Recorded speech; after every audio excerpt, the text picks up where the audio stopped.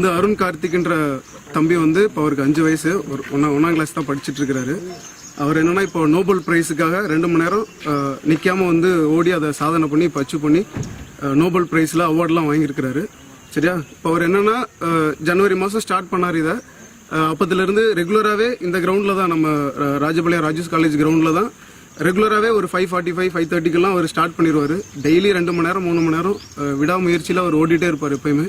சரியா? இப்போ 5 மாதத்துக்கு அப்புறம் நோபல் பிரைஸ் நம்ம ஒரு அவங்களுக்கு வந்து ரிப்போர்ட் கொடுத்துருந்தோம். இந்த மாதிரி அவர்கிட்ட ஒரு டேலண்ட் இருக்குது, அதை வந்து நீங்கள் ரெகக்னைஸ் பண்ணணும் அப்படின்னு சொல்லிட்டு ரெஜிஸ்டர் பண்ணி அதை பண்ணியிருந்தோம். இன்னைக்கு நாளில் வந்து அதை வந்து அவர் அச்சீவ் பண்ணியிருக்கிறாரு.